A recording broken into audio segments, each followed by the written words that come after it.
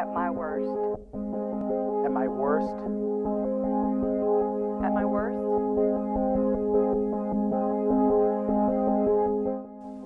At my worst, I was someone who was trying to earn God's love and righteousness. At my worst, I am controlling and unforgiving.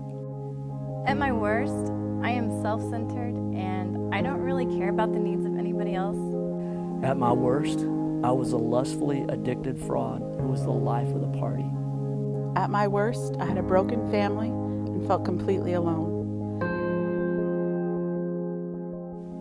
At my worst, I was facing an ugly divorce. At my worst, I fear rejection, betrayal, and abandonment.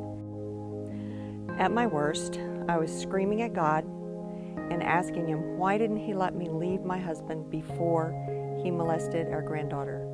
At my worst, my life was consumed with lust for money, women, possession, and success. At my worst, I was so deep in my sin and the shame that it brought me that I left my wife and my kids 1,000 miles away, sitting, convincing myself that God could never forgive me. But I remember what Jesus did for me.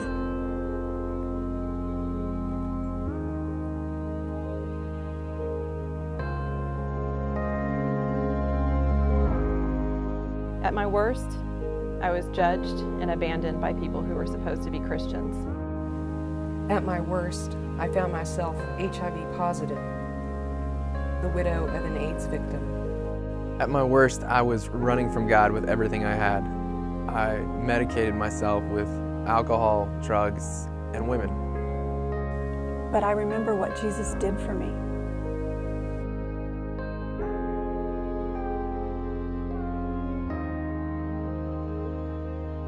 At my worst, I'm a workaholic performance junkie, sacrificing the things that really matter in life for accomplishment and the approval of others. At my worst, was an angry, out of control person with a hole in the door behind me, and in front of me was my wife who was terrified of me. But I remember what Jesus did for me.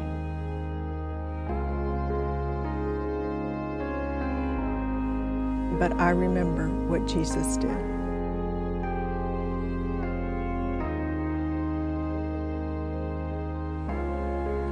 At my worst, I was sitting behind my couch on the floor with a loaded gun, ready to take my life. But I remember what Jesus did for me.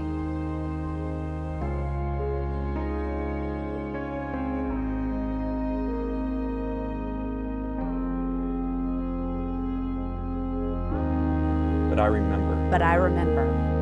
But I remember what Jesus did for me.